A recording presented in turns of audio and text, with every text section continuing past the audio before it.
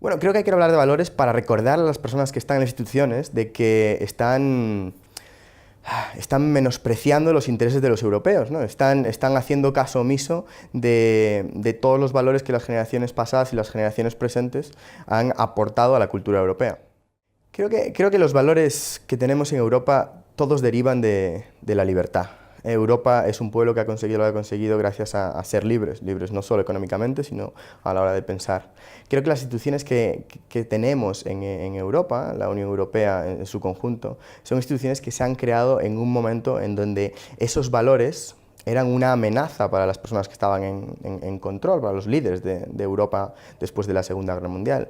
Ten en cuenta que esos líderes de la Europa después de la Segunda Guerra Mundial tenían mucho miedo a las elecciones, a las opciones que los ciudadanos podían hacer en las urnas. Porque no nos olvidemos que los ciudadanos eligieron gobiernos que amenazaron la libertad de todos en Alemania y en Italia. Entonces, por culpa de esas elecciones equivocadas, con la libertad de poder equivocarse, que también es una libertad muy importante, por culpa de esas elecciones que hicieron algunos europeos, ahora mismo estamos en una situación en donde los valores fundacionales del continente europeo han sido raptados por una élite que tiene miedo de la democracia.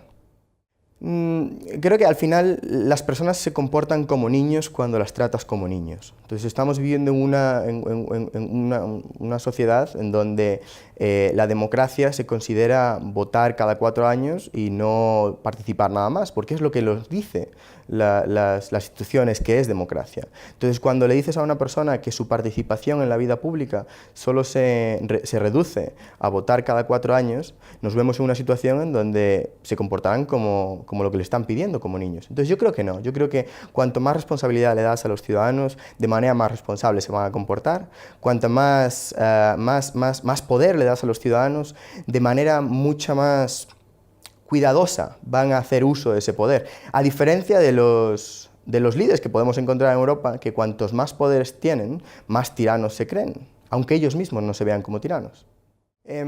Creo que el tema de la migración es un tema muy complicado, porque hablamos de refugiados solamente, no hablamos de toda la migración que llega a Europa, pero en el tema de refugiados tiene que haber una aceptación por parte de las comunidades de recibir a esa gente.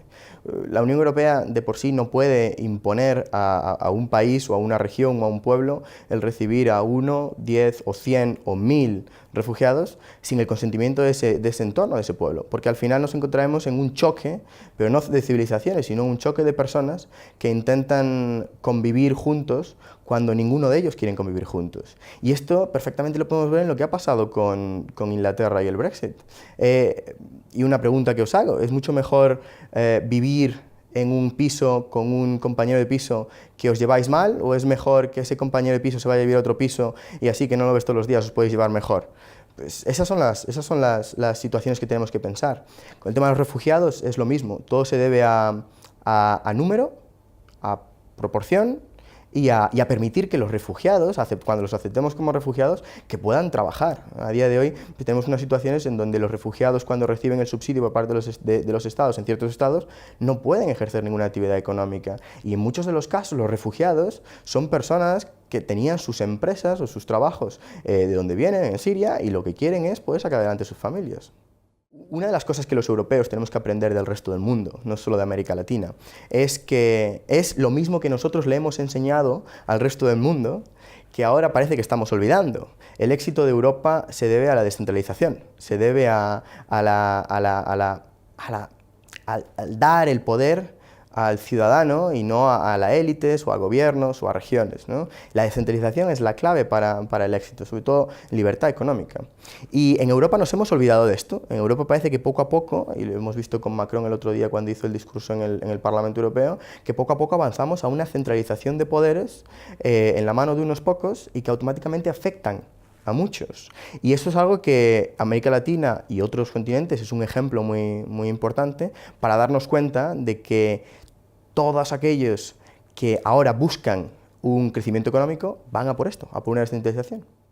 Bueno, yo no intento desintegrarla, ¿no? Intento que los poderes se devuelvan a la gente. Yo soy una persona que cree a sí mismo que soy europeísta. Creo en una Europa de todos, no en una Europa de solo unos pocos. Entonces, para mí mi trabajo es algo que hago para conseguir devolver a la gente lo que les perteneció en un primer momento y un grupo de personas después de la Segunda Guerra Mundial se lo quitaron, ¿no? Soy optimista con respecto a Europa porque la Europa no le pertenece a los políticos, le pertenece a la gente. Creo que uno de los programas más importantes que Europa sacó adelante y que no lo sacó adelante con la intención de crear sentimiento europeo fue el programa Erasmus, que nació con la cooperación de las distintas universidades. Y ese programa Erasmus es la clave de la integración europea. Es en donde la gente joven, la gente de nuestras generaciones, se sienten con la capacidad y con la libertad de viajar de un país a otro sin importarse ningún tipo sin importarles coger un avión o coger un tren para viajar. Entonces, ese es el futuro de la Europa de los jóvenes, la Europa de las personas que quieren vivir en distintos países, quieren tocar fortuna en distintos países, pero no la Europa de las instituciones que estamos viendo, porque esa Europa de las instituciones que estamos viendo es una Europa de bloqueos, de estatismo, de proteccionismo.